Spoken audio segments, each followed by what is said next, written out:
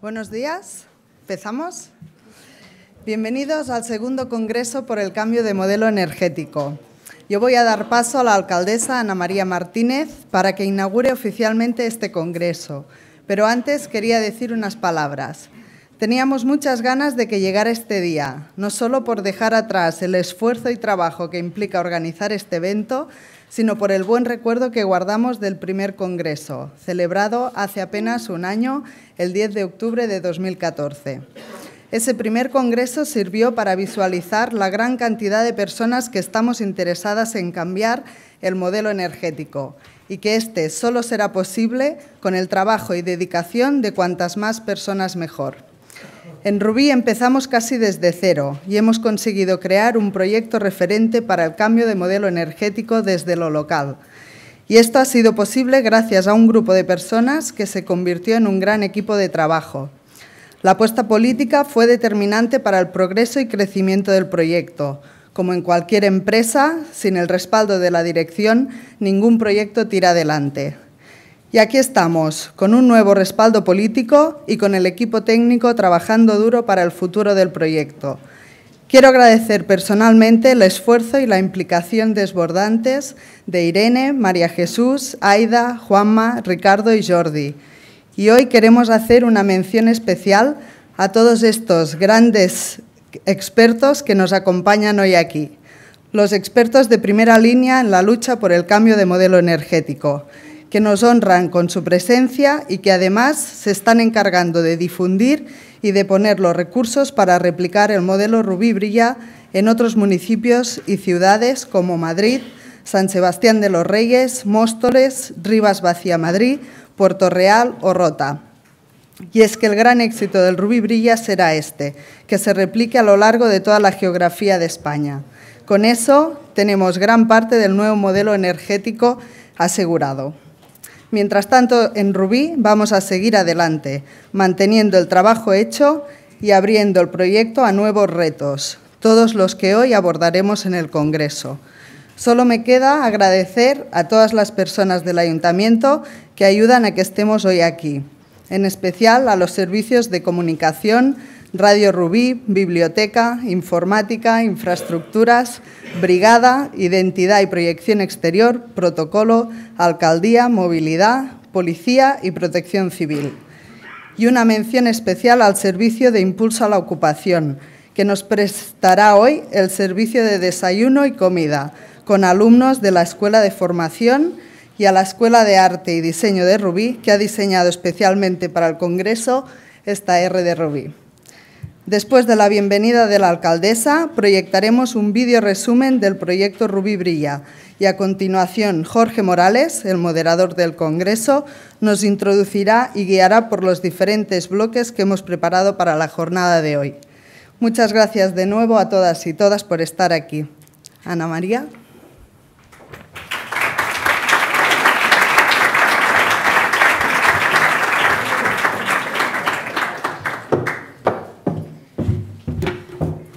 Gracias, Marta.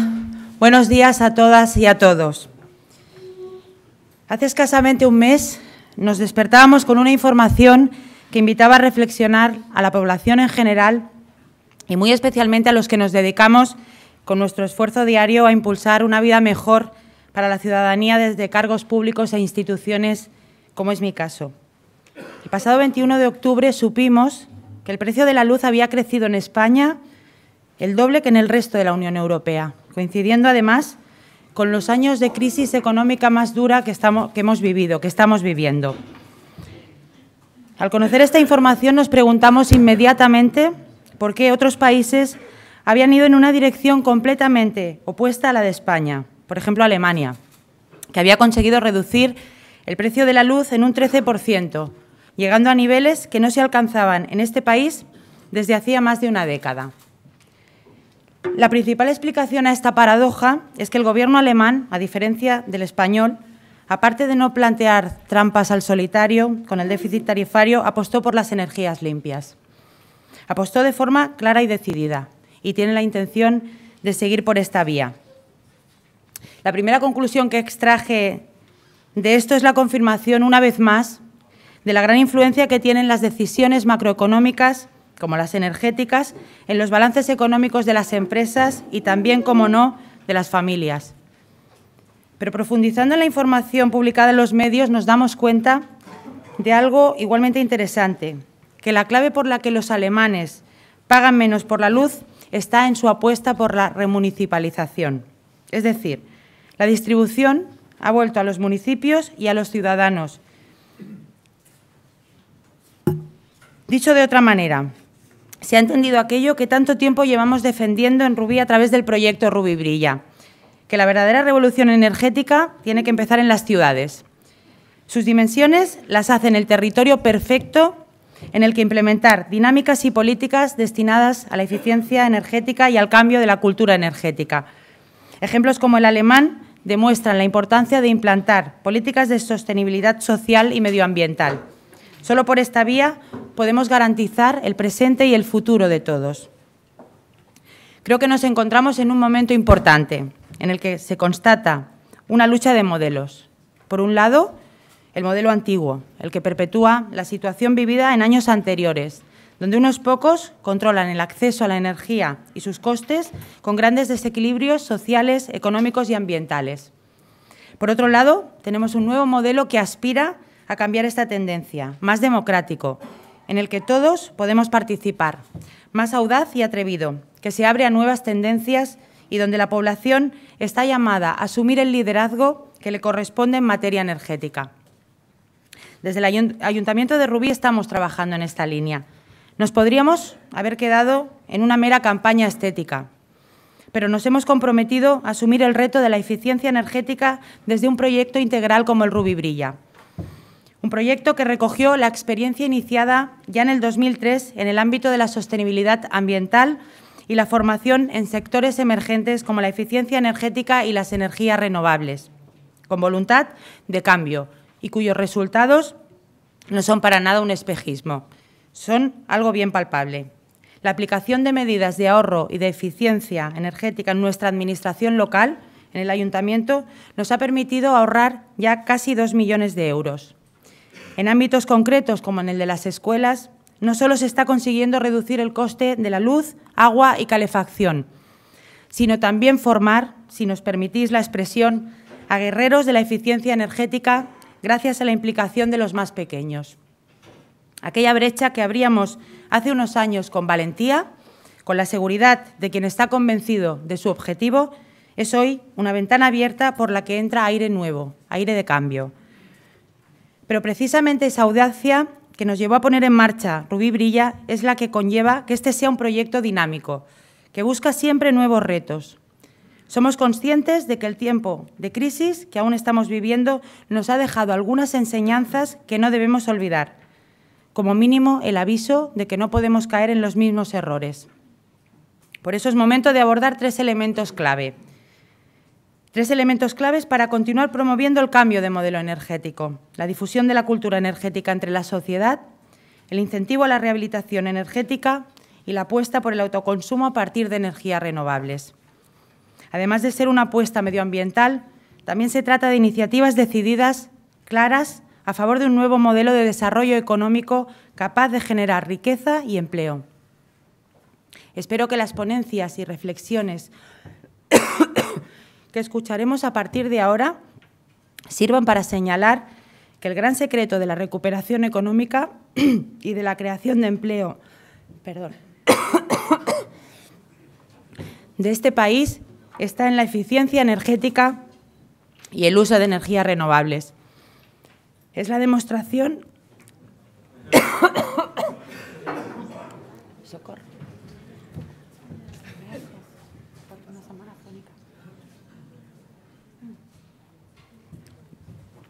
Es la demostración de que es un sector rentable, no solo por el ahorro que conlleva, sino porque supone la aparición de nuevas especializaciones y nuevos modelos de negocio que respondan a las necesidades de los nuevos consumidores y a la incesante innovación tecnológica.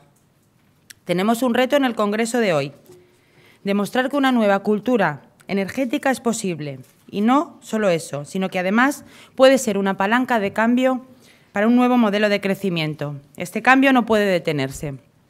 De todos estos temas Hablaremos en el segundo Congreso Rubí Brilla por el cambio de modelo energético, que se abre oficialmente en estos momentos. A todos los que participáis, como público o como ponentes, muchas gracias por vuestra asistencia y participación. Gracias y que sea una buena jornada.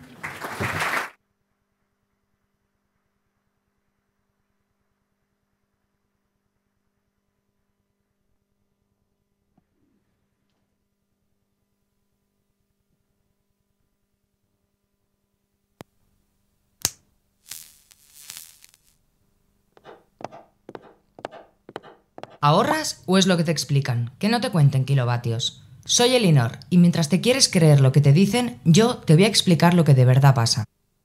El 80% de la energía que consumimos proviene de combustibles fósiles importados. La economía y el consumo energético aumentan en la misma proporción. Entonces, ¿podemos tener un crecimiento económico ilimitado con recursos energéticos limitados? Veamos un ejercicio práctico. 50.000 millones de euros se ingresan por el turismo en un año. 50.000 millones de euros se utilizan en recursos energéticos importados en un año. ¿Lo comido por lo servido? La situación es grave. Estamos perdiendo empresas y cerrando comercios porque no pueden soportar los continuos incrementos de los costes energéticos. Y la triste realidad es que pagamos más por menos, conocido como el efecto precio. Aunque ahorremos un 25% de energía, nuestra factura subirá un 20%. Del 2006 al 2012, el kilovatio ha subido un 71%. Mientras tanto, en el mismo periodo, una empresa eléctrica no muy lejana incrementaba sus beneficios en un 71%.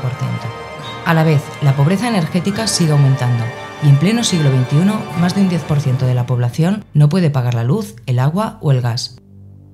No podemos permitir esto. ¿Qué estamos haciendo desde Rubí para defender a la ciudadanía frente a esta injusticia?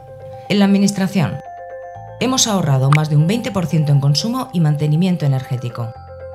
En escuelas y entidades deportivas, el proyecto 50-50 incentiva el ahorro, devolviendo el 50% del mismo en subvención directa y el otro 50% en inversión en medidas de eficiencia energética.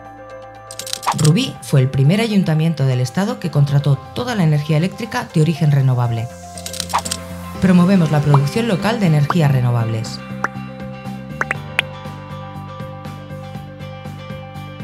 En la industria, acercamos la universidad a las empresas, implantando proyectos de final de carrera, estudiantes en prácticas y proyectos I+D+I. Compartimos experiencias de éxito entre las empresas. Hemos analizado la eficiencia energética de las naves industriales y el potencial fotovoltaico de sus cubiertas. En el comercio, promovemos el consumo responsable con comercios sostenibles a nivel de energía, residuos y productos de proximidad. And the Rubí goes to... En el doméstico, Comunidad Rubí Brilla. Hemos implantado en 150 hogares un sistema de ahorro que, gracias a una aplicación, permite a la familia saber a tiempo real su consumo de energía eléctrica y así tomar las medidas de ahorro. Con esto hemos conseguido ya un ahorro medio del 12%. Si toda Europa lo utilizara, se podrían cerrar 40 centrales nucleares. Energía para todos.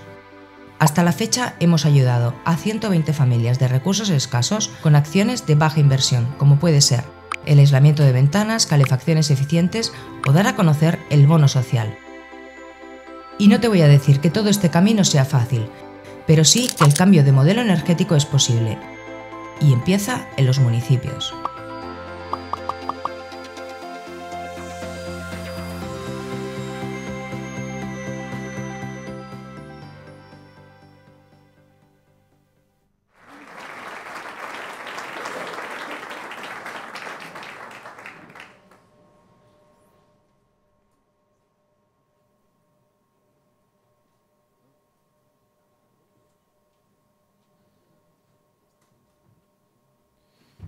Bien, buenos días a todos. Mi nombre es Jorge Morales.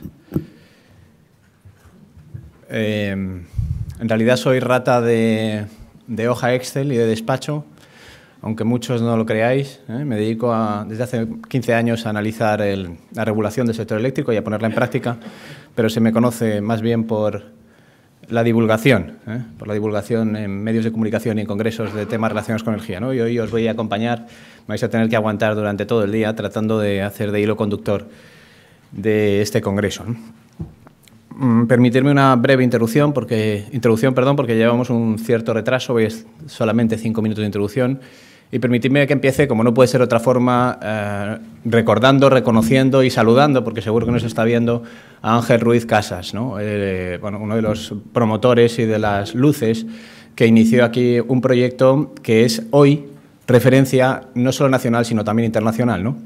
El año pasado, cuando Ángel me llamó para participar en el congreso, tengo que reconocer que inicialmente le dije que no podía venir. Posteriormente me convencieron de que aquí se estaban haciendo cosas importantes y que merecía la pena hacer un esfuerzo, ¿no?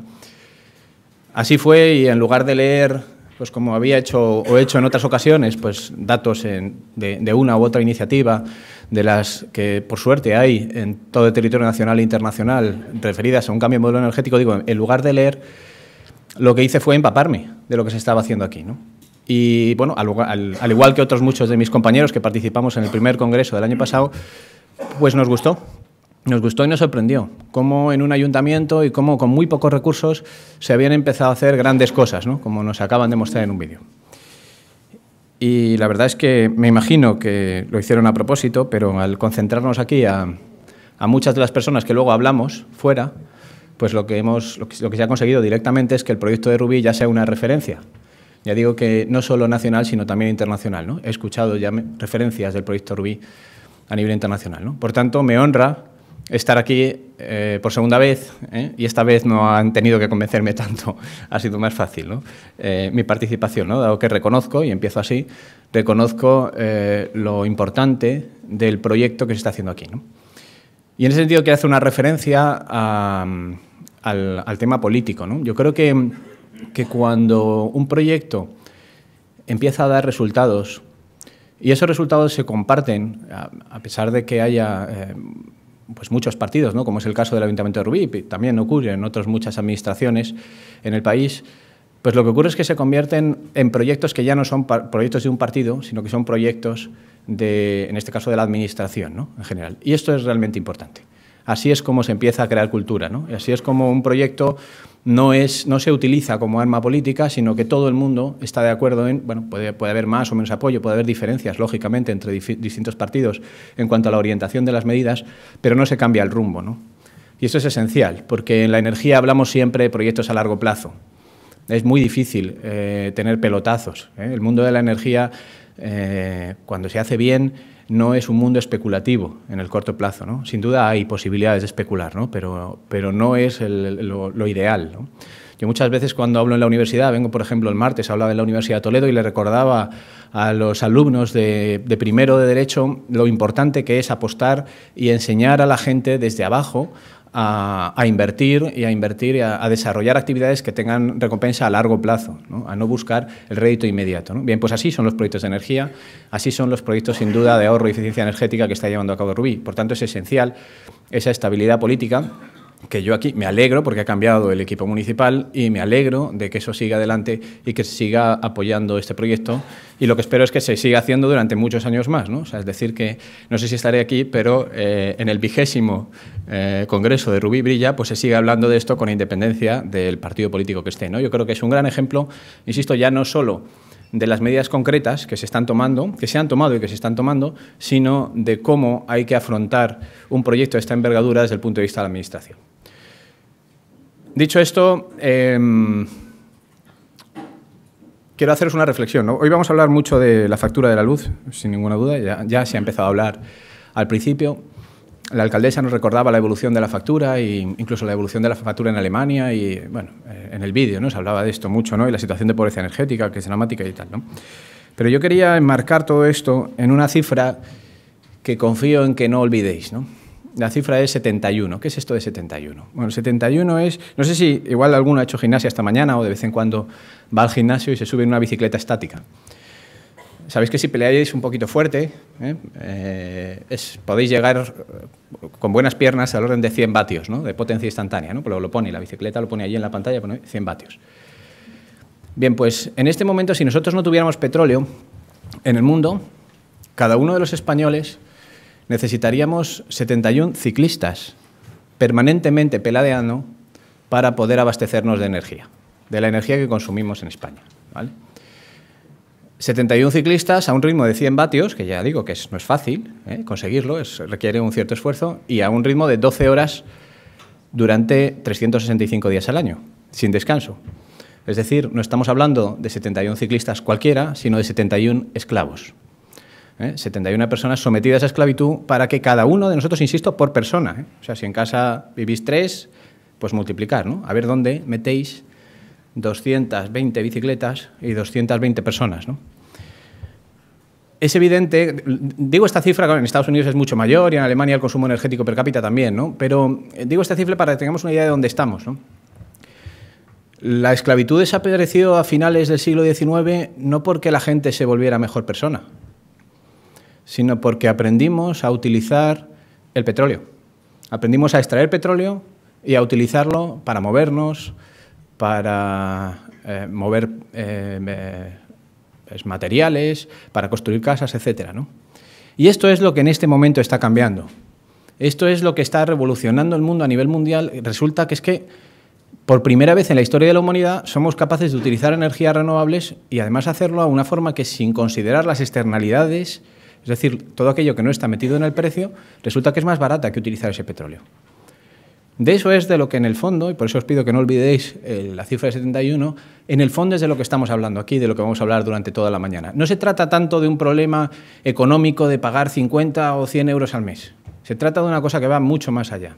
Se trata de un cambio en nuestra civilización, un cambio sin precedentes en nuestra civilización, una civilización que está agotando a un ritmo completamente loco todas las reservas de combustibles fósiles que tenemos. Tener en cuenta que por mucho que se diga, bueno, es que nos quedan 100 años más.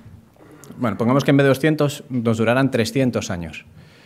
Las reservas de hidrocarburos para formarse en el subsuelo han tardado un mínimo de 100.000 años.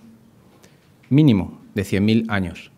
Y nos las estamos puliendo en menos de 300 años. Es evidente que lo que estamos haciendo en esta etapa de la historia es esquilmar nuestra herencia, la herencia de nuestro planeta, ¿no?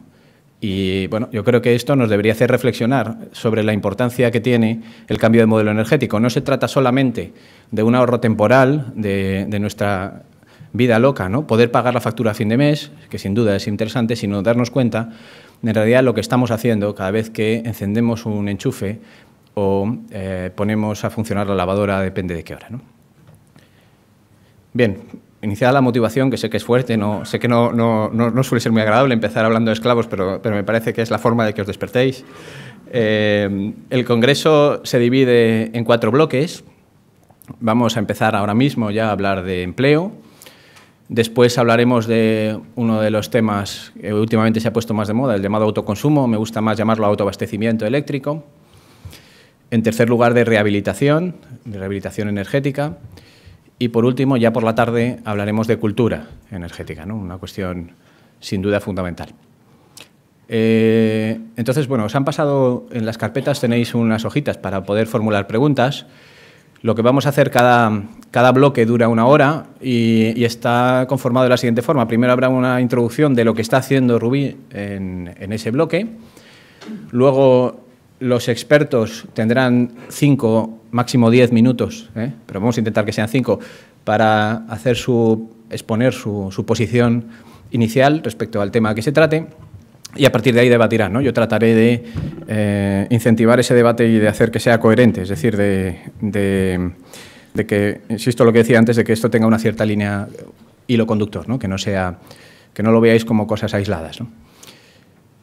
Si nos queda tiempo en cada uno de los bloques, al final del bloque lo que os pediré es preguntas directamente, por si alguien quiere intervenir en ese momento. Si no nos queda tiempo, tenemos a la 1, a última hora, de 1 a 2, hay un bloque específico donde estarán todos los ponentes sentados y podremos hacerles esas preguntas que nos hagáis llevar a través de esas hojas, y que en un momento determinado las recogeremos, ya os diremos cómo las recogemos, ¿no? Después, me imagino un poquito antes de la 1, recogeremos todas, ¿no?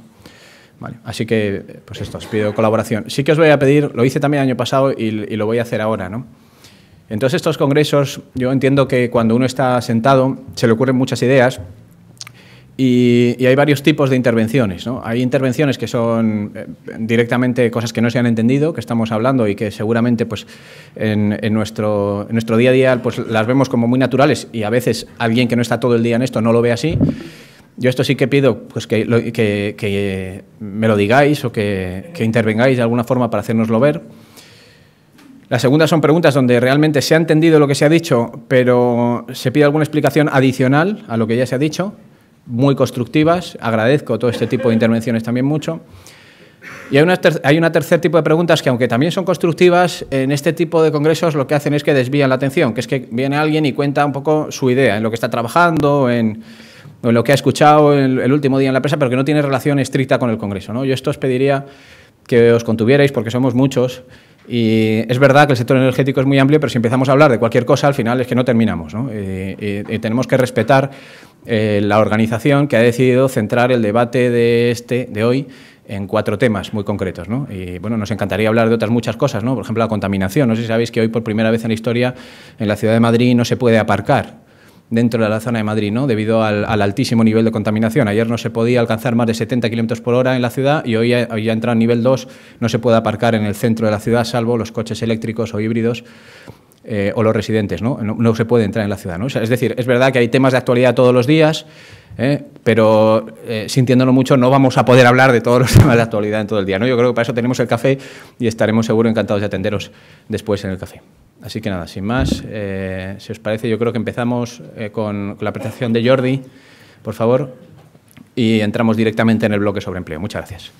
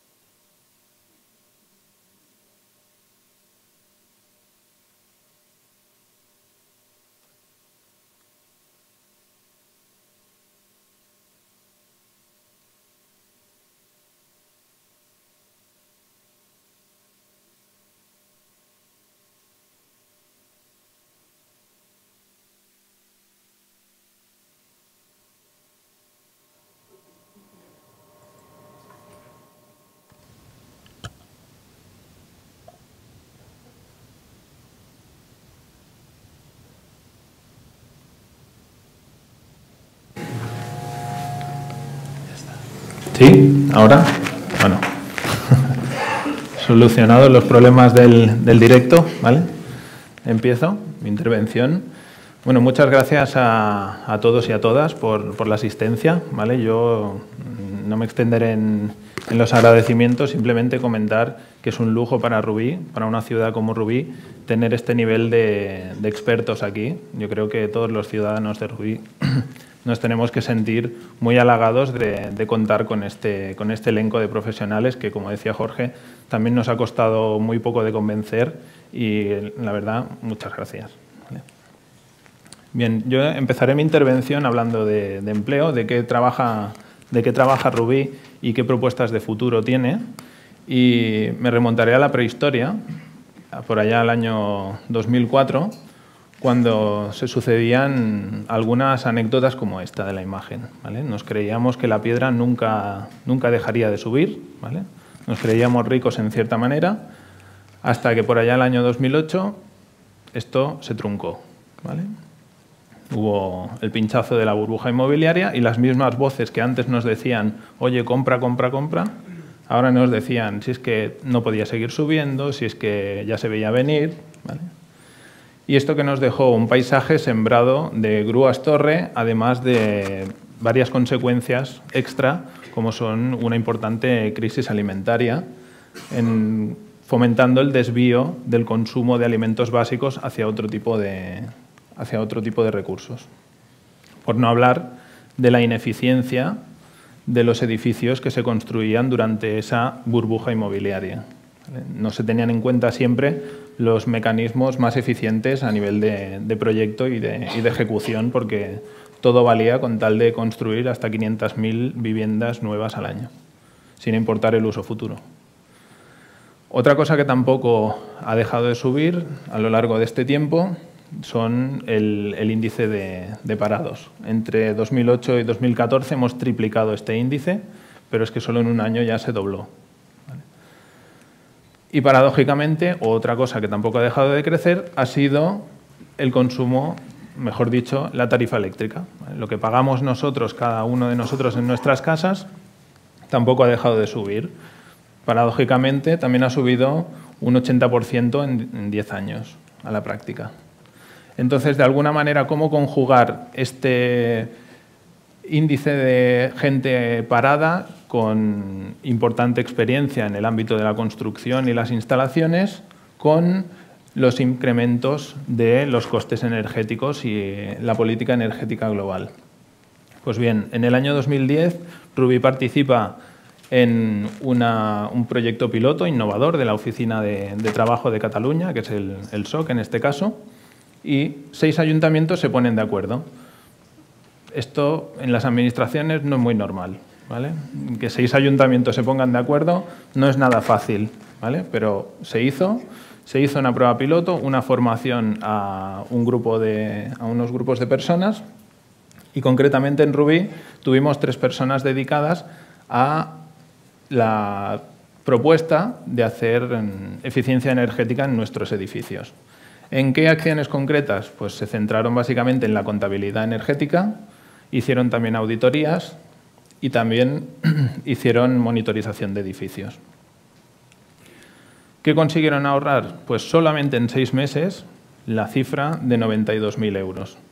Y propusieron medidas de inversión por 56.000 euros. O sea que el periodo de retorno de esas inversiones se amortizaba dentro del mismo año. Cabe decir que la subvención del SOC, de la Oficina de Empleo, fue prácticamente de 20.000 euros. O sea que estas personas se pagaban absolutamente su sueldo. ¿Y qué pasa en un municipio como Rubí? Rubí, se comentaba un poco en el vídeo, tiene un presupuesto de mantenimiento y de suministros de 4 millones de euros aproximadamente, en números redondos, lo que supone el 5% del budget municipal. Si descontamos los gastos de personal, este porcentaje sube hasta el 8%. O sea, es una partida económica a tener muy en cuenta en los presupuestos municipales. ¿Y qué apuesta? ¿En qué apuesta el proyecto Rubí Brilla? Pues el proyecto Rubí Brilla, emulando un poco la experiencia previa con el SOC, la idea es reciclar a 2 personas de la brigada de instalaciones para dedicarlas a estas tareas de agente energético de edificios, pero aplicado en el Ayuntamiento de Rubí. O sea, se cree el proyecto este, que no llegó a demasiado buen puerto, a pesar de poner de acuerdo a tanta gente, y Rubí lo hace suyo y lo emula.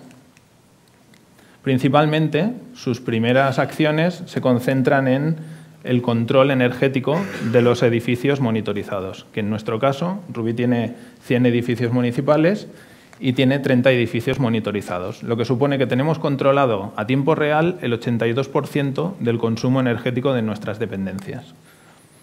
Empezaron por estas tareas, pero poco a poco fueron asumiendo nuevas responsabilidades, como por ejemplo contabilidad energética, que ya lo habían hecho los anteriores agentes energéticos, y también, como son personas formadas en campo, son capaces de intervenir sobre las instalaciones sin necesidad de recurrir a la empresa de mantenimiento, con lo cual los costes de ajuste de parámetros son mucho más reducidos. Todo esto teniendo en cuenta que también proponen medidas de bajo impacto. O sea, la idea es la supervisión de las instalaciones, pero siempre proponiendo medidas de baja inversión o nula. Esto ha sido clave, por ejemplo, en proyectos como el 50-50, que también salía en el vídeo, con las escuelas. Ha sido muy importante, porque esto ha ayudado mucho a difundir cultura energética dentro de la escuela. Os paso resultados. Decíamos que estas personas se conseguían pagarse el sueldo, pues este es el resultado del ahorro de todo este trabajo que están desarrollando. Pero esto no acaba aquí, sino que hoy en día los dos agentes energéticos son capaces de asesorar al servicio de obra pública para la redacción de proyectos teniendo en cuenta todas estas medidas de eficiencia, bien sea de renovables, bien sea de usos térmicos de la energía o incluso propuestas de movilidad sostenible. ¿Cuál es nuestra propuesta de futuro? Que si algún día alguien tiene que cerrar, en Rubí sea la oficina de empleo. ¿Vale? En este caso es un proyecto o una idea ambiciosa, pero este es nuestro objetivo. ¿Y con qué contamos para ello? Nosotros tenemos un proyecto innovador que queremos que este edificio se convierta en la fábrica de agentes energéticos y aparte desarrolle todo el potencial que tiene dentro en cuanto a los certificados de profesionalidad de diferentes especialidades, pero siempre en la rama de energía. Ya está aquí. Bueno, termino con el mantra que tenemos dentro del proyecto Rubí Brilla, ¿vale? En el cual si buscas resultados distintos no hay que hacer siempre lo mismo, ¿vale? Muchas gracias.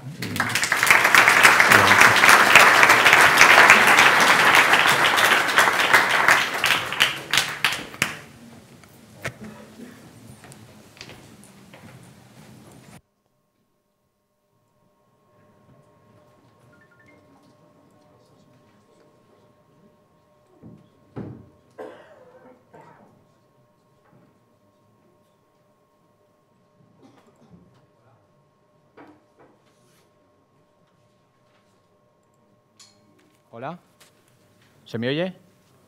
¿Sí? Vale, perfecto. Bien, muchas gracias, Jordi. Empezamos entonces las mesas. Me acompañan para esta primera mesa para hablar sobre empleo. A mi derecha, a vuestra izquierda, está Manuel Garí, es economista, activista social, es muy conocido por su historial sindical, participación en todo lo que tiene que ver con energía y con los sindicatos. En este momento es director de la Cátedra de Trabajo, Ambiente y Salud de la Universidad Politécnica de Madrid. Y bueno, yo le conocí porque hace un par de años me llamó para escribir un libro con Javier García Breva y con Begoña María Tomé sobre el cambio de modelo energético, ¿no? Y somos coautores de un libro sobre la importancia que tiene la cultura energética y el cambio de modelo energético basado en renovables y en la democratización de recursos, ¿no? Y a mi izquierda nos acompaña también Pep Puig, que seguro que no necesita presentación menos aquí, pero bueno, haré una brevísima presentación también de su currículum. Es director de Ecoserveis, presidente de la sección de la sección local de Eurosolar, que es la Asociación Europea de Energías Renovables aquí en España. Es impulsor ahora del proyecto Vivir del Aire, del Cielo, que consiste, como me imagino que sabéis, en la instalación de un aerogenerador, pero de propiedad compartida. No es un gran proyecto de una multinacional, sino todo lo contrario, ¿no? De propiedad compartida entre ciudadanos que van cada uno coparticipando en esa inversión, ¿no? También es cofundador de Alternativa Verde, fue regidor de la Ciudad Sostenible del Ayuntamiento de Barcelona y también vicepresidente del Consejo Rector de la cooperativa Somenergia. Sin más, ¿os parece? Manuel, si quieres empezar tú, os doy esos 5 minutos iniciales que os luego respetéis y después empezamos el debate. Muy bien, buenos días, y me cortas en el momento que toque, porque siempre cabe el truco luego de añadir alguna cosa a propósito de cualquier reflexión. Bueno, lo primero es daros las gracias porque organizáis por segunda vez este congreso, y yo me remonto más atrás que Jordi a una prehistoria mayor, y es al final del franquismo, quienes en Madrid estábamos intentando luchar por las libertades sindicales, políticas, democráticas, en fin, por una vida mejor, teníamos uno de los mitos era el Vallés, y eran las ciudades del Vallés. Nunca habíamos estado y nos conocíamos todas las ciudades porque erais pioneros en la lucha por las libertades. Bueno, pues yo de alguna manera también pienso que Rubí y con Rubí otras ciudades estáis siendo de nuevo pioneros en una nueva frontera que es el cambio de modelo energético, es decir, un nuevo reto importantísimo. Empezar diciendo, bueno, y gracias por organizarlo, a la municipalidad y a todos los que estáis trabajando en ello. No voy a repetir los nombres que ya han aparecido. Empezar diciendo una cuestión, y es que el cambio de modelo energético no es una cuestión de empleo. Y puede parecer una paradoja, yo que me he dedicado a defender los intereses, ahora estoy jubilado, aparte de ese trabajo, digamos, honorífico que tengo en la universidad a última hora, no es un problema de empleo. Es un problema, tampoco es un problema de costes económicos, fundamentalmente es un problema de sostenibilidad de la propia sociedad, de la vida, es decir, o paramos el cambio climático o vamos a la ruina en el sentido literal, es decir, vamos a la catástrofe. Ahora bien, se da la paradoja de que en ese intento de desacoplar la producción de bienes y servicios, en este caso de energía y el uso de la energía, de las emisiones, se da la paradoja de que además se crea empleo y se abaratan costes. Pero yo creo que es bueno dejar claro las prioridades. Hacemos las cosas en primer lugar porque es una necesidad del conjunto de la sociedad, de la humanidad. Y además tenemos efectos colaterales, en este caso positivos. Yo creo que los vectores del cambio de modelo energético en relación con el empleo son los mismos que los vectores que hay para el cambio de modelo energético. Es decir, en primer lugar, hay que empezar por medidas de ahorro. Es imposible seguir creciendo en producción y consumo de energía y tener una sociedad sostenible. Es decir, que no hay manera, no salen las cuentas. Luego podrían venir las de eficiencia, pero ojo con la eficiencia, porque antes comentaba yo que a base de vehículos individuales eficientes podemos llegar a contaminar más si hay más vehículos, es decir, que luego la suma final es importante. Tercero, efectivamente, la sustitución de las energías convencionales, todas las convencionales, desde la nuclear a las derivadas de los fósiles, por las renovables. Y esto va a ser muy complicado, la transición energética va a ser muy complicada. Una de las herencias que tenemos de la situación anterior es que hacer el cambio modal va a implicarnos necesidad también de mucha energía para poder hacer el cambio hacia las energías renovables. Esto no es un pequeño problema, pero tenemos que hacerlo. Pero además nos va a requerir una inversión pública, privada, del conjunto de la sociedad, en términos económicos, enorme. Hay ya cálculos por parte de gente que está siguiendo el tema que realmente nos dan nota de la importancia del reto que tenemos por delante.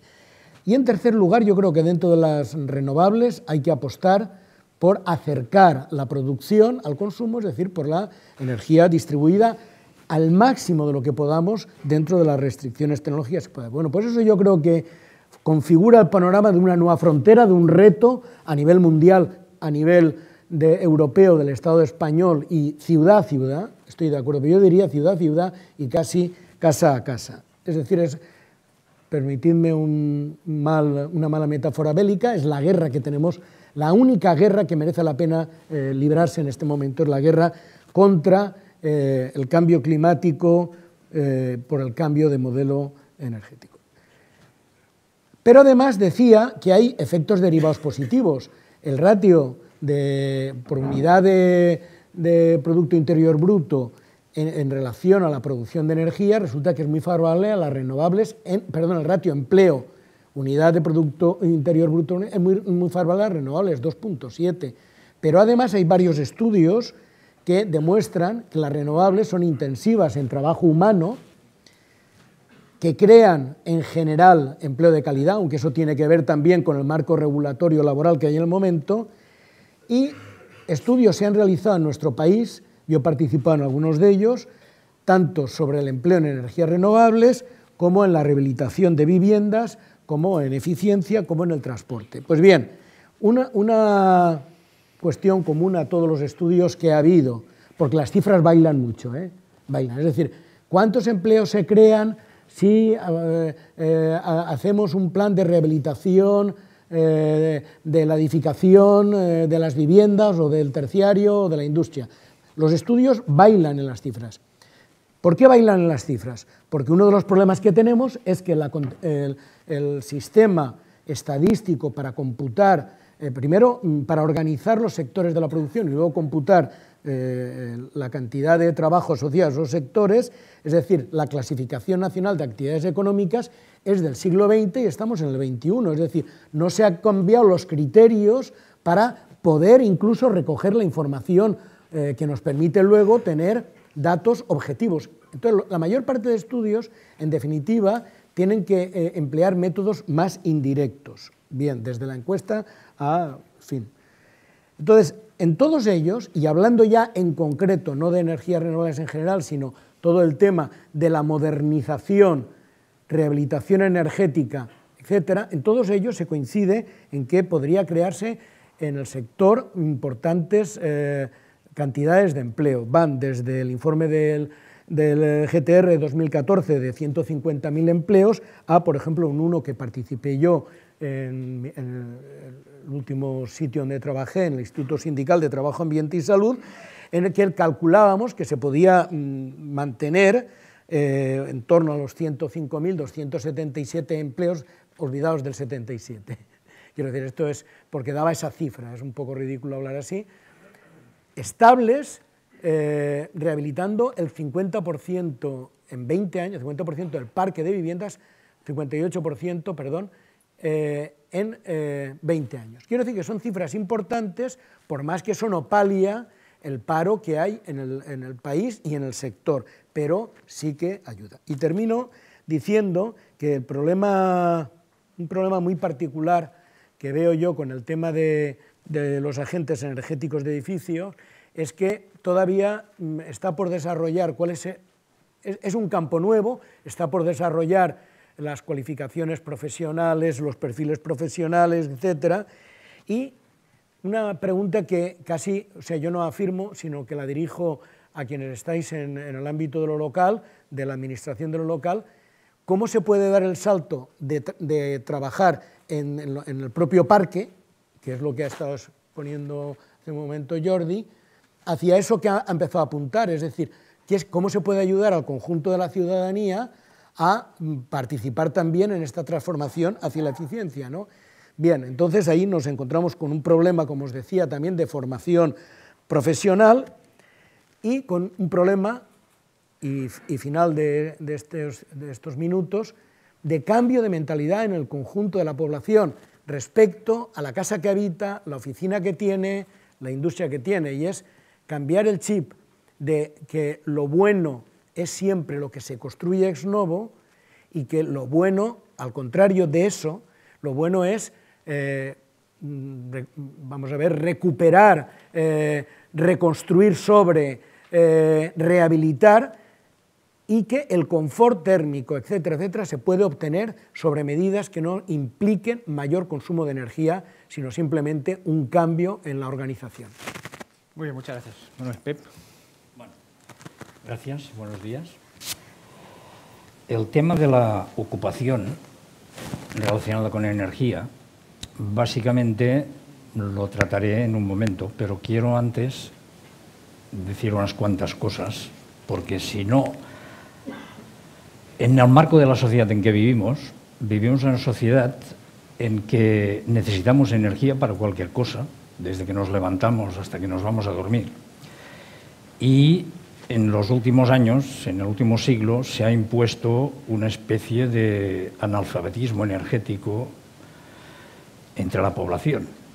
O sea, la población no ha sido formada ni informada en temas de energía, con lo cual ello permite que determinados poderes de dominio tengan un dominio absoluto sobre la sociedad.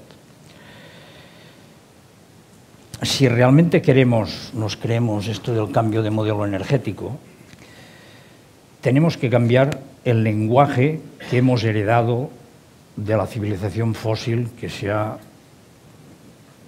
divulgado en el siglo XX. Porque fijaos, estamos hablando, utilizando el mismo lenguaje, cuando nos referimos a energía, decimos consumimos energía, ahorramos energía, cuando la física nos ha enseñado que la energía ni se consume ni se crea. Por lo tanto, si queremos cambiar realmente el modelo, lo primero que tenemos que hacer es cambiar el lenguaje. Porque con el mismo lenguaje no cambiaremos el modelo, porque el lenguaje implica un modelo de sociedad, está imbuido del modelo de la sociedad que tenemos. Si la cultura fósil que se inició, la cultura fósil fue la continuación de la cultura neandertal. Los neandertales descubrieron el fuego, lo mantenieron y obtuvieron energía a partir del fuego, a partir de quemar leña. Pero es que la cultura fósil es la continuación de la cultura neandertal. Es disponer de energía a partir del fuego, de quemar. Y el ejemplo moderno del fuego lo tenemos en la fisión nuclear y en las bombas atómicas. Es lo mismo. Por lo tanto, si queremos cambiar y educar a la población, tenemos que hacerle ver que energía es mucho más que quemar materiales. Porque al quemar los materiales los consumimos. De aquí que utilicemos la palabra consumo.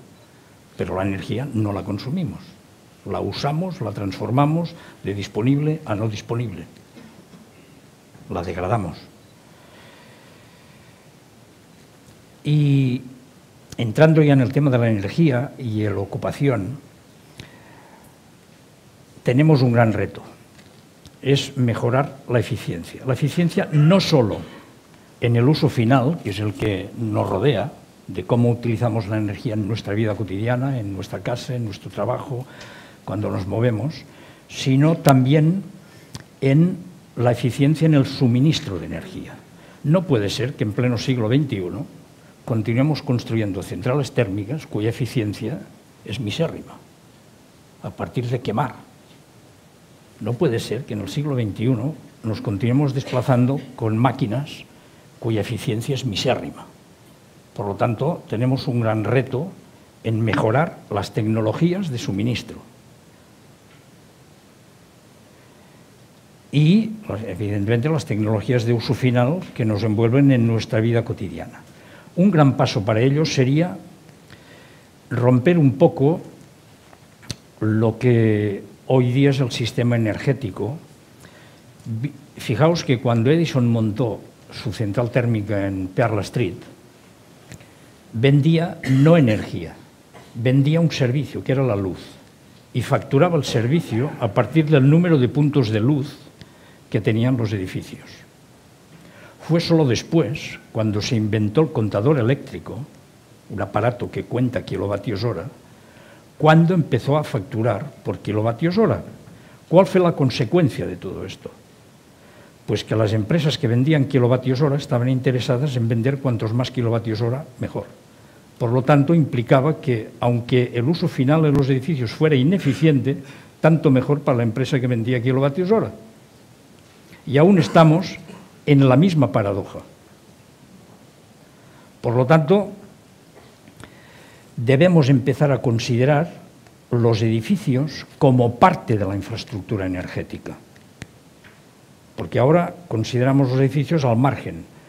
La infraestructura energética es desde la generación, transporte, distribución, hasta el contador, sea de gas, sea de electricidad. Y a partir de aquí, el edificio es una cosa aparte.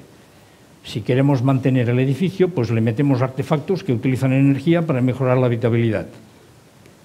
Pero yo creo que el enfoque es erróneo. Si consideramos el edificio como parte de la infraestructura, diseñaremos edificios que hagan el mínimo de demanda de energía, con lo cual la generación disminuirá. Y este es el reto de las oportunidades de trabajo. Oportunidades de trabajo en mejorar el suministro energético y en mejorar el uso final de la energía que hacemos en los edificios. Y es impresionante el trabajo que desde Rubí se hace en crear simplemente agentes de energía que aborden este problema a nivel a nivel doméstico, a nivel industrial, a nivel que sea, porque hasta el presente, hasta hace muy pocos años, era una asignatura totalmente pendiente, no se hacía absolutamente nada. En las mismas escuelas de ingenieros, cuando nosotros estudiábamos, no se daba prácticamente importancia a nada de la eficiencia. Se estudiaban las tecnologías, pero no se hablaba de la eficiencia, se consideraba como una cosa inmutable, cuando el reto es mejorar la eficiencia. Sobre todo cuando generamos o obtenemos energía a partir de quemar materiales.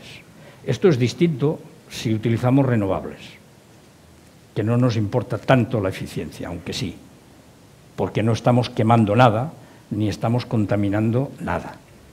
Estamos captando unos flujos y estos flujos los transformamos con el máximo de eficiencia que podemos, también tiene sus limitaciones, y a partir de aquí disponemos de energía. Y otro aspecto importante es que en los municipios desde hace muchos años hay un reto pendiente, los de nuestro país, y es crear oficinas de información de energía. Esto en otras latitudes, en Francia, por ejemplo, existen multitud, de una red en torno al CLER, Comité de Liaison de las Energías Renovables, que son grupos locales independientes de la Administración, financiados parcialmente o totalmente por la Administración, pero que son puntos de información donde la ciudadanía puede ir a consultar. Con lo cual es otra oportunidad para formar personas y dar trabajo a personas para que informen a la población de cómo utilizar de forma eficiente la energía. Y esto es un poco lo que quería yo introducir. Muy bien. Muchas gracias. Yo me quedo, os quería hacer una reflexión, ¿no? e invitaros a responder a una pregunta, ¿no? Tenemos todos claro que hay que ir hacia un cambio de modelo energético. Ese cambio de modelo energético, yo creo que los tres pilares los habéis descrito muy bien y coincidimos también, ¿no? Empezar por el ahorro, después la eficiencia y finalmente las energías renovables, pero partimos de un modelo que es muy diferente a ese. Y hay una cantidad de empleos muy importante en el sector, ¿no? Entonces, se habla muchas veces en ese sentido del concepto de transición justa, ¿no? Por ejemplo, cuando se habla de tenemos que cerrar las centrales de carbón, pero ¿qué hacemos con los trabajadores que están en este momento trabajando en esas centrales de carbón, ¿no? Me gustaría, pues esto, que me dierais vuestra opinión sobre cuál debe ser este proceso de transición justa, cómo se puede hacer para reestructurar esa fuerza laboral para que finalmente pueda dedicarse también a las energías renovables o no. ¿Cuál es la salida que le veis natural a este proceso de transición? Bueno, yo creo que el tema no es un asunto de cada una de las personas implicadas, afectadas por el cambio, es decir, que trabajan en la vieja industria o en la vieja mina o en la vieja... El problema es un problema de toda la sociedad, por lo tanto tiene que ser toda la sociedad la que lo aborde desde todos sus recursos. Es decir, la transición justa debería de, primero, anticipar, no esperar a que el problema esté ya podrido, sino anticiparse, planificar, prever. Eso significa una intervención de los poderes públicos en todos los niveles para planificar ese tránsito, para poder hacer previsiones, pero también la participación inmediata del conjunto de agentes sociales y económicos en esa planificación. Es decir, tiene que ser como una marcha de todos los sectores implicados, un diálogo probablemente muy conflictivo de todos los sectores. Lo segundo es que yo creo que tiene que pensarse en medidas de protección social, porque el problema es que no coincide ni en el tiempo ni en el lugar la destrucción de empleo, vamos a ser claros, y la creación de empleo. Por lo tanto, tiene que haber una protección social garantizada por el conjunto de la sociedad, tal que no aboque a la desesperación a nadie. Es decir, no podemos soportar una nueva reconversión industrial salvaje, en este caso por buenos motivos energéticos. Es decir, desde el punto de vista social, en tercer lugar, yo creo que tiene que haber una política de formación para hacer el tránsito y la adaptación. Yo creo que hay oficios, hay habilidades, capacidades profesionales que son inmediatamente transferibles a las nuevas ocupaciones. Hay otras que no. Entonces hay que ser claros y tenerlo también previsto y dotarnos conjuntamente, dotarnos el conjunto de la sociedad de esto. Finalmente, yo creo que el problema de la transición justa requiere de un cambio también de mentalidad, es decir, salir del corporativismo, de la defensa de los intereses más inmediatos de mi puesto de trabajo, que es legítimo a más no poder, para pensar en términos del conjunto de la sociedad. Pongo por caso el de las centrales nucleares. Yo estuve tiempo atrás en Extremadura en un debate que organizaba PACA y bueno, ahí estaba claro, que es decir, que había gente que porque trabaja en la central se oponía a lo evidente. Y eran buena gente, es decir, yo no tengo nada al revés, ¿no? Algunos son compañeros de sindicato y demás que sindicato, pero bueno, no tenían razón, porque no se puede anteponer los intereses corporativos a los intereses generales. Esta sería mi posición. Bueno, creo que lo has centrado bastante bien, pero a ver, el cambio de modelo energético no es diferente a los cambios de otros sectores productivos que hemos experimentado en este país. Lo que se trata justamente es de preverlo con anticipación para que la gente afectada pues no sufra y no esté maltratada de alguna manera. Lo que tampoco puede ser es que la sociedad esté sometida a chantajes de determinados sectores productivos porque van a cambiar. Y me refiero, por ejemplo, a toda la minería del carbón. Con la cantidad de ayudas que se les ha dado históricamente, hubiese sido mejor jubilarlos a todos y hubiese sido más barato socialmente. Por tanto, discutámoslo, preveámoslo. Y, claro, la otra paradoja es que mientras en ese sector, en los años 90 y 2000, creamos alternativas de trabajo a la industria fósil antigua, con las renovables, resulta que en los últimos años estamos viendo cómo se destruyen miles de puestos de trabajo en el sector de renovables, con el beneplácito de gobiernos de turno. O sea que preveámoslo con formación, con información y con debate público y con democracia, no con imposiciones como suele ser en este país. Yo creo que Pepa ha planteado una cuestión que es importante y debe ser una reflexión también para los sindicatos, que es el tema de ha habido muchas ayudas al carbón y seguimos con el problema del futuro de las comarcas mineras. Eso es así.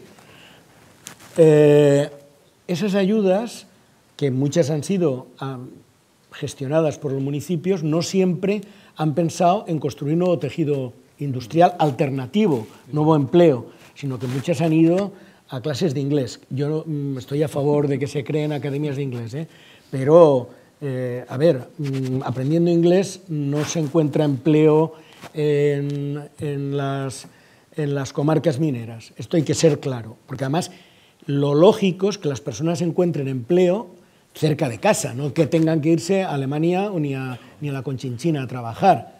No somos tan exportables todos, ¿no? Bien. Entonces, la otra cuestión es lo de la previsión. ¿Por qué en un momento dado, perdón, la previsión, la doble valoración? ¿Por qué en un momento dado la enorme pérdida de empleos en el sector de las renovables, que ha sido con muchos miles de empleos perdidos, no ha tenido la contestación sindical que sin embargo sí que tienen los sectores, vamos a llamarle, más tradicionales? Yo creo que hay una explicación, y es que las centrales sindicales están fundamentalmente organizadas, tienen base social y mucha afiliación concentrada en grandes empresas de los sectores tradicionales y muy poca implantación en las renovables, que además es una producción más dispersa en general. Es decir, que es verdad que es más difícil organizar sindicalmente a la gente de renovables. Y eso hace que en un momento dado ya, entre comillas o sin comillas, cierto reflejo defensista, ¿no? Bueno, yo defiendo a los que tengo ya afiliados, lo otro, pues mira, es que casi no llego. Esto, perdona Manuel que te interrumpa, ¿no crees que este tema que estabas contando ahora es también un reto para los sindicatos, ¿no? Sin duda también para los empresarios, pero claro, es que las empresas tradicionales son empresas grandes, donde también es más fácil la incorporación de los sindicatos. Pero en las empresas renovables, en las empresas de eficiencia energética, lo que vemos es mucha pyme. Por eso también se crea mucho empleo, ¿no? Más de 50.000 empleos, según el último estudio de APA, se han destruido desde el año 2008 hasta ahora solo en el sector de las energías renovables, ¿no? Claro, se crea mucho empleo y también se destruye mucho empleo cuando luego hay problemas. Claro, es más difícil en una empresa que tiene 1, 2, 3, 5 trabajadores la interlocución con los sindicatos, ¿no? Es mucho más difícil organizar después pues autobuses para hacer marchas verdes a Madrid, ¿no? Y las marchas negras a Madrid, sin embargo, se organizan en 2 días, ¿no? Entonces, quiero decir, esto, ¿cómo ves tú este reto de esa representación de los trabajadores en un ámbito que es necesario, el nuevo modelo energético es un ámbito necesariamente más disperso? Bueno, yo estuve recibiendo la Marcha Negra en Madrid y hice con ellos kilómetros. Otra cosa es que intenté convencerlos, no sé, creo que con poca fortuna, de que no tienen futuro la defensa del statu quo actual. Porque creo que les debemos tanto a los mineros, o sea, nuestros derechos, los avances sociales que hemos tenido, tiene tanta relación en este país con las luchas de los mineros. Es más, en Inglaterra, Thatcher lo que quebró el espinazo fue quebrando la huelga de los mineros del carbón. Es decir, estos son paradojas y herencias que tenemos del capitalismo industrial del siglo XIX, ¿no? Bien, dicho eso, lo que tú planteas, se me ha escapado, me he metido un rollo. La distribución de empresas, de pymes, en el ámbito de renovables. Tienes toda la razón. Dicho eso, es cierto que cuesta muchísimo organizar a la pequeña y media empresa desde el punto de vista sindical, pero ese no es un problema solamente del sector de la energía, es lo que quería decir. Es un problema en general. Es más fácil organizar los grandes núcleos industriales donde hay relaciones sociales cotidianas de la gente que se ve en el trabajo, almuerzan, a veces viven en las cercanías, se conocen, van a los mismos, llevan a los niños, niñas a los mismos colegios, que no en el caso de la microempresa, porque ya no estamos hablando de pequeñas empresas, estamos hablando muchas veces de microempresas. Es verdad que es mucho más complicado y además con mucho trabajo autónomo, que a veces no es tal autónomo, sino autónomo muy dependiente de cadenas mucho más largas de contratación. Entonces, eso significaría un cambio de modelo sindical que todavía, en mi opinión, no se ha realizado en el ámbito de la Unión Europea, tampoco en nuestro país. Es decir, cambiar el chip de que la clase obrera ya no es el varón fortachón, blanco y del metal, cuesta mucho, ¿no? Es decir, ahora pues es mucho más mestiza, es femenina, tiene colores diferentes y resulta que trabaja en actividades que no son propiamente lo que en la mitología de los sindicatos del siglo XIX y XX era el obrero fundamental nuclear para el cambio social. Entonces, claro, eso es un cambio enorme. Yo creo que los sindicatos van con retraso, creo que hay gente, mucha gente consciente de la necesidad y creo que es una labor ímproba, porque luego, y termino, hay mucho miedo, en el caso de la gente asalariada hay mucho miedo, porque, ojo, no mitifiquemos el mundo tampoco de la microempresa y de la media empresa, hay a veces relaciones prelaborales y hay presiones bestiales, porque hay presiones muy directas de todo tipo, es decir, que hay buena gente, pero también hay muchas veces gente que contrata que no es tan buena gente. Y entonces es más fácil defenderse en una gran empresa y un anonimato, o lo que queráis decir, una relación menos personal, que en una empresa que tú ves la cara del que te paga, el del que te puede despedir, que ahora además la facilidad es total. No sé si queréis añadir algo más. Un par de cosas. Yo creo que en el siglo XXI deberíamos superar un poco los esquemas del sindicalismo del siglo XIX, porque fijaos que el sindicalismo del siglo XIX se basó en la separación de la vida normal del trabajo. O sea, el trabajo era un lado, lo defendían los sindicatos, y por otro lado, la vida personal, colectiva, en donde vivías, pues no se defendía. En determinados momentos se crearon organizaciones como asociaciones de vecinos, asociaciones de barrio, para defender el estilo de vida, el nivel de vida, la calidad de vida, tal y cual. Yo creo que deberíamos fusionar estas dos tendencias, porque las personas somos personas que en determinados momentos trabajamos, en determinados momentos vivimos y gozamos. Mantener esta separación yo creo que es absurdo. es completamente absurdo. Y aquí quería decir un par de cosas más sobre las empresas de renovables. Si el Gobierno ha conseguido hacer lo que ha hecho, creo que en parte hay responsabilidad empresarial, porque el modelo de desarrollo de las renovables en este país se ha hecho al margen de la ciudadanía. Han sido empresas que con su derecho han hecho instalaciones, han procurado que sean eficaces económicamente, energéticamente, pero no se ha dado el caso, por ejemplo, de lo que está pasando en Dinamarca o en Alemania, donde cientos de miles de personas son propietarios de los sistemas de generación. Es decir, han democratizado, de hecho, los sistemas, poniendo incluso en riesgo a grandes empresas como E.ON, que se ha descapitalizado brutalmente el valor en bolsa en los últimos años. Por tanto, hay parte de responsabilidad también del modelo que se ha desarrollado en este país, por lo menos hasta ahora, en promover renovables. Bien, permitidme otra pregunta, que siempre que hablamos de esto del trabajo a mí me parece de difícil solución, ¿no? ¿Qué pasa con el tema de los derechos laborales fuera de la Unión Europea, ¿no? ¿Qué pasa cuando, por ejemplo, basamos el crecimiento en energía solar, que en particular, ¿no?, en que los módulos fotovoltaicos cada vez más se producen en China o se producen en Taiwán, ¿no? Algo que hace 5 años no era así, porque la producción principalmente estaba en Europa, ahora está muy localizada en el sudeste asiático y sabemos que, con independencia también de otras muchas cosas que hablaremos en otras mesas, ¿no?, por ejemplo, de temas medioambientales, ¿no?, que sin duda son muy preocupantes, ¿qué es lo que pasa cómo podemos homogeneizar el tratamiento de esos derechos laborales cuando se compra un panel que se ha hecho en China o se ha hecho en Italia, en Alemania o en España? Bueno, digamos que la tendencia general a nivel mundial en este momento no va hacia mejor, hacia una armonización y extensión de derechos a nivel internacional, sino al contrario.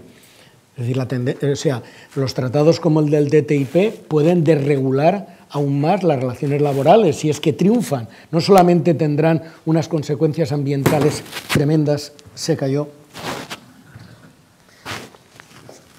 Yo creía que estaba hablando por aquí y resulta que estaba hablando por aquí. No me he apercibido hasta que os he visto a vosotros. Bueno, decía que el problema es que la tendencia va al revés, exactamente al revés. Va a aumentar la competencia de los de abajo entre los de abajo. Es decir, eso forma parte de las grandes corrientes, por así decirlo, del negocio mundial.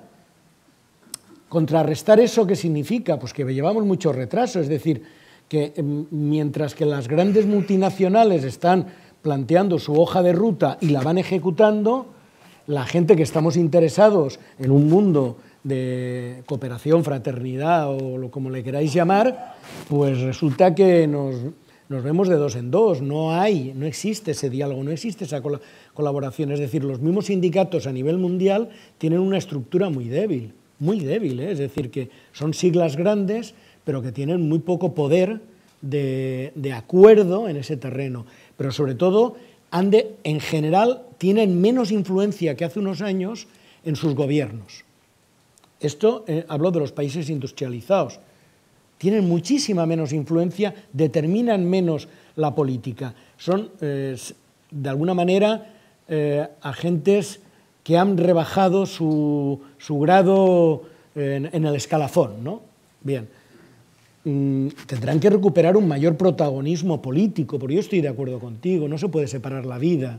Uno defiende el conjunto de intereses de la ciudadanía, esté dentro de la empresa o esté dándose una vuelta en bicicleta, ¿no? Es decir, que totalmente de acuerdo. Pero eso significa intervenir en el ámbito político, no estrictamente en el ámbito de la compraventa de la fuerza de trabajo, el salario y la jornada, que es muy importante, ¿eh? Bueno, entonces, pues lo tenemos complicado. ¿Por qué lo tenemos complicado? Porque se ha exacerbado esa competencia. ¿Cómo creo yo que podría haber cambios? Pues yo creo que, por ejemplo, desde el ámbito de la política se pueden hacer muchas cosas. Pedir, exigir a la hora de la contratación pública una serie de requisitos que pueden determinar que en un momento dado haya unas cláusulas sociales que permitan equilibrar, en definitiva, a la hora de conceder contratos, etcétera, o políticas comerciales que en vez de desregular el comercio mundial y dejarlo en manos de las transnacionales, al revés, hay unas normas que regulen el comercio internacional tal que uno de los factores, uno de los componentes sea no solamente lo social, también lo ecológico, etcétera, como cláusulas que hay que tener en cuenta. El problema es que el neoliberalismo nos ha llevado a una cosa, y es que todo se formula en términos de coste-beneficio, expresado en términos monetarios.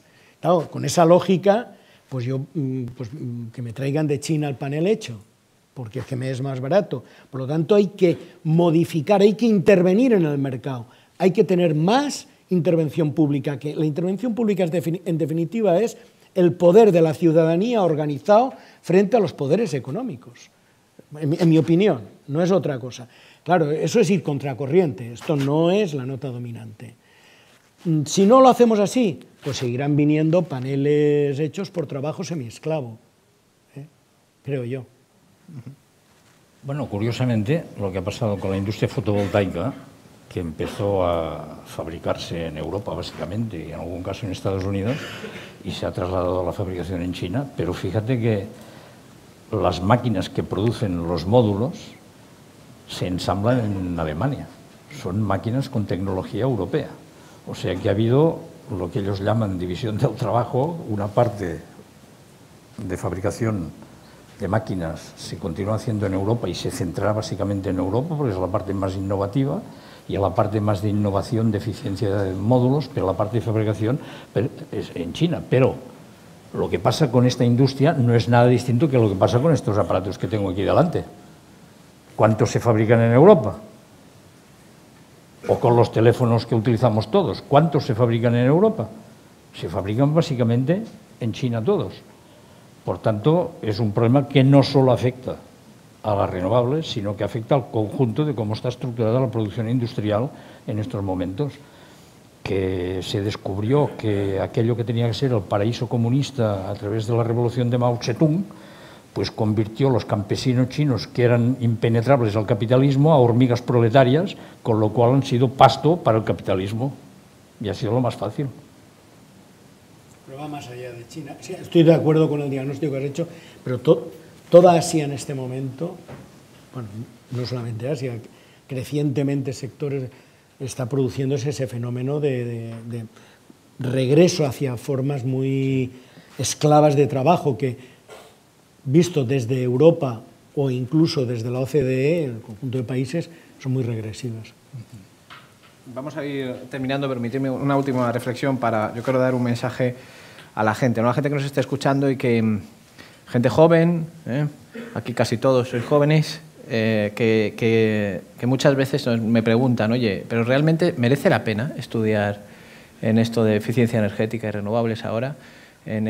Tal y como estamos, ¿no? O sea, después de haber destruido España 50.000 empleos en los últimos 6 años, ¿no? ¿Me pongo a estudiar un máster o me hago un módulo de formación profesional sobre esto? ¿Qué es lo que le diríais vosotros a esta gente que en este momento, bien porque está saliendo ahora o está terminando de estudiar, o bien porque quiere reciclarse laboralmente y pretende reorientar su carrera profesional, ¿no? ¿Qué consejo daríais en este momento? Bueno, yo cobro pensión y estoy interesado en que haya mucha gente trabajando. Sí. Pero, sí, ciertamente es una preocupación. Pero te voy a decir, uno de los cursos que se organizan en ECO en Madrid me invitaron para hablar de esto y en aquel caso había un público aún más joven que aquí y en aquel caso había un público al que hacía preguntas más directas sobre nichos de empleo para sí mismo. Entonces, pues yo declaré mi incompetencia, es decir, no me atrevo a dar consejo a nadie, ya no me aconsejo ni a mí mismo. Entonces, a ver, yo creo que por lógica, frente a estas cosas un poco negativas que planteo de tendencias, también yo creo que hay una tendencia a que, digamos, se va a imponer una necesidad en el borde del abismo, lo digo así de claro, de cambio de modelo energético, también eso va a presionar. Por lo tanto, y eso no está tan lejos, es decir, es necesario tenerlo presente, y por lo tanto también en el tipo de oficios, etcétera. Entonces yo sí que aconsejo que aunque no haya ocupación inmediata, o sea, posibilidades de encontrar trabajo como autónomo o como asalariado de forma inmediata, por ahí van las cosas. Si yo tuviera que aconsejar a una hija, un hijo mío, en este momento, que no es el caso, porque aparte no me han hecho mucho caso, cuando les he aconsejado, yo les diría que sí, que ahí hay unas posibilidades, sí, pero no es un sí con empleo automático, es decir, un sí en una perspectiva más complicada. Cerramos, Pep, con tu opinión, sí, si quieres. A ver, yo creo que no todo el mundo se acaba con el trabajo asalariado que se ha impuesto en el siglo XX. Hay muchas más formas para ganarse la vida sin ser asalariado. Y lo he experimentado en mi vida profesionalmente desde hace muchos años. Y yo aconsejaría a las personas que tienen interés en introducirse en este campo de la eficiencia energética, sobre todo, que continúen y que pongan imaginación en nuevas formas de trabajo para ganarse su sustento, que hay muchas posibilidades, porque el campo está virgen. Hay muy pocas personas capaces de analizar la eficiencia de edificios, de analizar la eficiencia de procesos de producción, y esto es un campo enorme, pero hay que hacerlo nacer y nacerá en función de que haya muchas personas que se impliquen en él, asalariados o sin asalariar, pero implicados. Sí, cualquier fórmula de trabajo también de economía social. Sí. Y Javier me decía en el café que él cree que sí que hay posibilidades en este terreno nuevas que está detectando. Muy bien, luego tendremos oportunidad de hablar con Javier también. Bueno, oye, pues muchísimas gracias por vuestra siempre interesante participación, y ahora tenemos media horita para un café, así que aquí fuera, si os parece, pues vamos tomando café y a las 11 retomamos el segundo bloque.